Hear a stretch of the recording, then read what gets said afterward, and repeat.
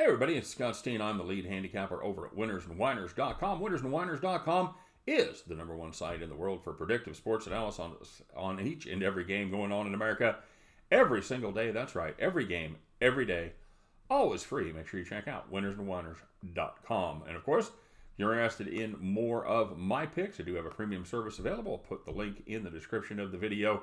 Love to have you on the team as the playoffs get rolling here. And college basketball, the NBA, they start their big time as they really step on the gas here after the first of the year. A lot of good stuff going on. So if you're interested in more premium picks, make sure you get signed up with that link. All right, so let's take a look at the second game here on opening weekend of the NFL playoffs. It is Wildcard Saturday, part number 2, as the Tennessee Titans travel to Foxborough to take on the defending world champions, the New England Patriots. Patriots are a 5-point favorite, shaded a little bit towards the Titans at minus 113 on +5. And the total in this game is 44, shaded at minus 117 to the over. The tale of the tape for these two teams goes a little something like this. Tennessee Titans 9-7 on the year, straight up 8-7-1 against the number. And the the over has cashed 10 of 16 times. The Patriots 12-4 on the season, 8-7-1 also against the spread. And the overs versus unders just 7-9 on the season. So here's the deal, kids. Is it the end of an era? Or, to quote Mark Twain, have the reports of TB12's demise been greatly exaggerated?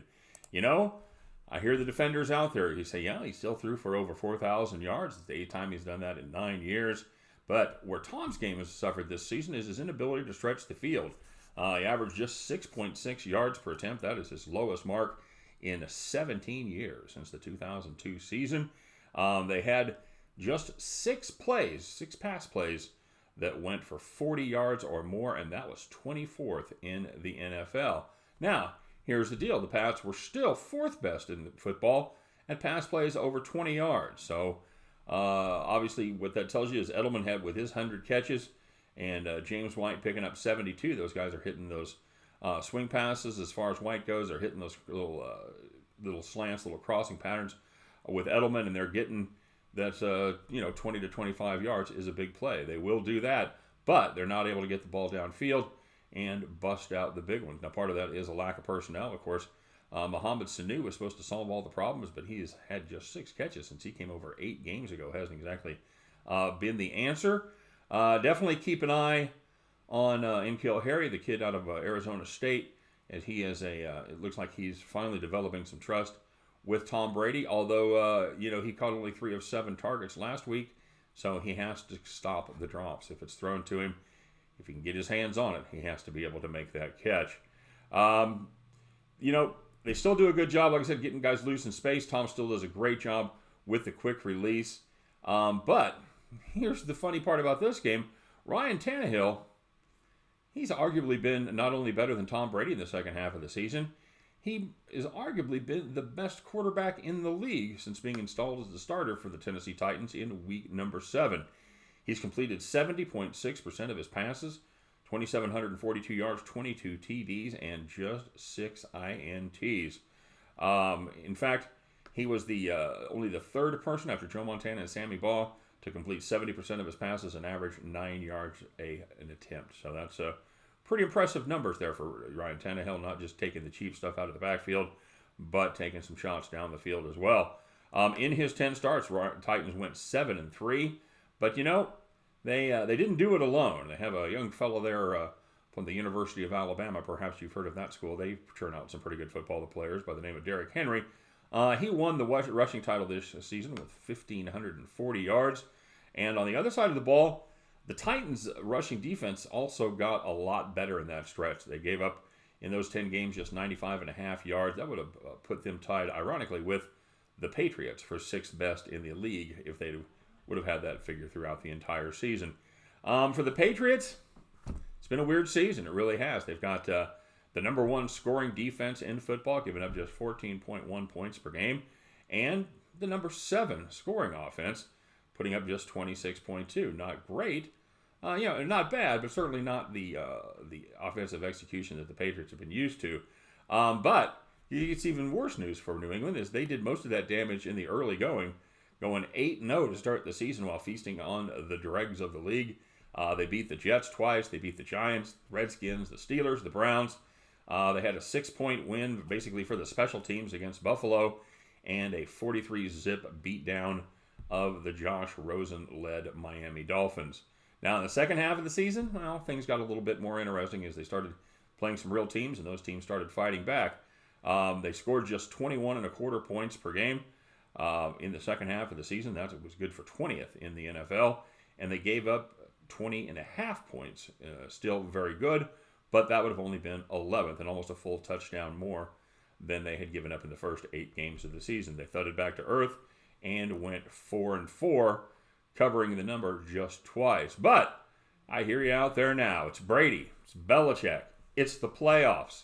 They know what to do. It's time to turn it on. You know, and that's hard to argue with, except I advise you to go back and watch the Miami game from last week. Now, this is a game that the Pats absolutely wanted.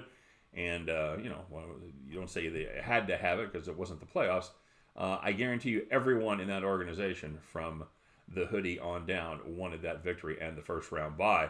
The Patriots, well, they responded with a rather lackluster effort. They'd never had the lead until under 4 minutes left to play. And that lead didn't last long as Ryan freaking Fitzpatrick marched them down the field, finding the open receivers after they put virtually no pressure on him on that final drive. And now, well, they get a Titans team with a better quarterback and a much better running back than anybody the Fish trotted out last weekend. This is the first time, folks, in 10 years that the Patriots have had to play on opening weekend. And it traditionally hasn't gone that well for them. They're just 3-3 in those playoff games, including getting run out of Gillette Stadium by the 6th-seeded Baltimore Ravens the last time it happened back in 2009. Does that scenario sound a little familiar? Well, I think it should. I think that's the exact same thing that happens in this one. I don't know that they run them out of the stadium. I think the Titans are peaking at the right time. I think the Patriots, I think they peaked about 2013.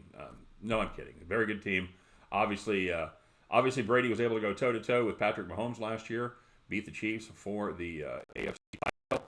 But you have no Gronkowski, and you have an Edelman that has been really is the only target that Brady has confidence in, and he has been banged up pretty much the entire second half of the season. I think that the Tennessee Titans, I think they get it done right here. Mike Vrabel goes back into Foxborough and hands his mentor a playoff loss. Will it be Tom Brady's last game? I don't know. We'll find out, but I know it's going to be his last game this season. Give me the Titans +5. And if you want to take a little sprinkle on the money line, wouldn't hate you for that play as well. I think that's probably a pretty good play with the Titans as well. But giving me 5 points, I don't think there's any way if the Patriots are able to win this one. I think it comes on a late score. I think it's a one score. I think it's a comeback victory. I think it's a 1-score win, and I don't think they cover the 5 points. Give me the Tennessee Titans +5. All right. So let's get ourselves down on the Tennessee Titans, taking that big step up there in Foxborough as they head to Arrowhead Stadium next weekend for their rematch against the Kansas City Chiefs. In the meantime, you guys can join me. We'll pick up our winning ticket on this game and head back to the window. All right, everybody, thanks very much for watching. If you would, please be so kind. Give us a thumbs up for this video if you're digging what we're doing. And, of course, if you want to see more, make sure you get signed up and subscribe to our YouTube channel. We would love to have you there as well. All right, good luck on all of your plays today. Appreciate you watching, and we'll see you next time. Bye-bye.